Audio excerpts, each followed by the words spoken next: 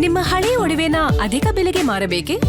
ಅಟಿಕಾಗೆ ಕಾಲ್ ಮಾಡಿ 8880 Attica gold company. ನೇಪಾಳದಲ್ಲಿ ಭೀಕರ ಪ್ರವಾಹದಲ್ಲಿ ಸಿಲುಕಿರುವ ಕನ್ನಡಿಗರು, ಘಟನೆಯಲ್ಲಿ ಸಿಕ್ಕಾಕೊಂಡಿರುವ ಇಬ್ಬರು ಕನ್ನಡಿಗರು. ಕಲಬುರಗಿ ಜಿಲ್ಲೆಯ ಇಬ್ಬರು ಸುರಕ್ಷಿತ ಸ್ಥಳಕ್ಕೆ ರವಾನೆ ಮಾಡಲಾಗಿದೆ. ಈಗ ನಮ್ಮ ಕನ್ನಡಿಗರು ಕೂಡ ನೇಪಾಳದಲ್ಲಿ ಭೀಕರ ಪ್ರವಾಹದಲ್ಲಿ ಸಿಕ್ಕಾಕೊಂಡಿದ್ದಾರೆ.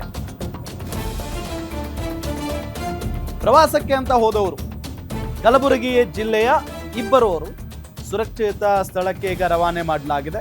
ಕಲಬುರಗಿಯ ಚಿಂಚೋಳಿ ತಾಲೂಕಿನ ಇಬ್ಬರು ಪ್ರವಾಸಿಗರನ್ನ ರಕ್ಷಣೆ ಮಾಡಲಾಗಿದೆ. ಮಲ್ಲಿನಾಥ್ ಕೊಲಕುಂದಿ, ಸಂಗಮೇಶ್ ಕನಕಪುರ. ಹೈದರಾಬಾದ್ನ 23, ಕಲಬುರಗಿಯ ಇಬ್ಬರು ಸೇರಿ 25 ಜನ ನೇಪಾಳಕ್ಕೆ ಹೋಗಿದ್ರು. ಇಬ್ಬರನ್ನ ಸಂಪರ್ಕಿಸಿ ಮಾಹಿತಿಯನ್ನ ಕಲೆ ಹಾಕ್ತಾ ಇದೆ ವಿಪತ್ತು ನಿರ್ವಹಣಾ ಸಂಸ್ಥೆ. ಸದ್ಯ ಇಬ್ಬರನ್ನು ಸುರಕ್ಷಿತ ಸ್ಥಳಕ್ಕೆ ರವಾನಿಸುವಲ್ಲಿ ಯಶಸ್ವಿಯಾಗಿದ್ದಾರೆ. ನೇಪಾಳದಿಂದ ದೆಹಲಿಗೆ ಕರೆ ತರುವುದಕ್ಕೆ ವ್ಯವಸ್ಥೆ ಮಾಡಲಿದೆ ರಾಜ್ಯ ಸರ್ಕಾರ.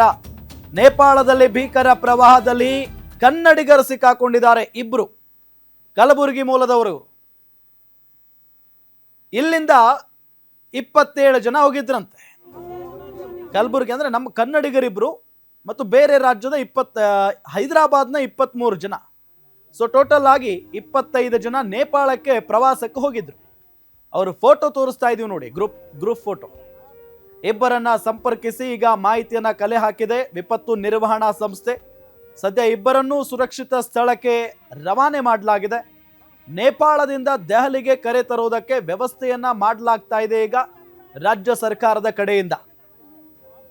ಈಗ ನೋಡಿ, ನಮ್ಮ ಧಾರವಾಡದ ಒಬ್ಬ ವ್ಯಕ್ತಿ ಅಲ್ಲೇ ಸಿಕ್ಕಾಕೊಂಡಿದ್ದಾರೆ, ಕಾಣೆಯಾಗಿದ್ದಾರೆ ಅವರು. ಇನ್ಫ್ಯಾಕ್ಟ್ ಅವರು ಎಲ್ಲಿದ್ದಾರೆ, ಹೇಗಿದ್ದಾರೆ, ಇದ್ರ ಬಗ್ಗೆ ಏನೂ ಗೊತ್ತಾಗಿಲ್ಲ ಇದುವರೆಗೂ.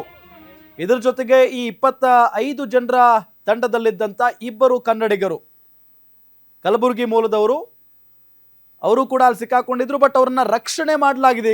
ಈಗಾಗಲೇ ರಕ್ಷಣೆ ಮಾಡಲಾಗಿದೆ. ಅವರನ್ನ ನೇಪಾಳದಿಂದ ದೆಹಲಿಗೆ ಕರೆ ತರೋದಕ್ಕೆ ರಾಜ್ಯ ಸರ್ಕಾರ ವ್ಯವಸ್ಥೆಯನ್ನ ಮಾಡಿಕೊಳ್ತಾ ಇದೆ ಅನ್ನೋ ಮಾಹಿತಿಯೂ ಕೂಡ ಇದೆ.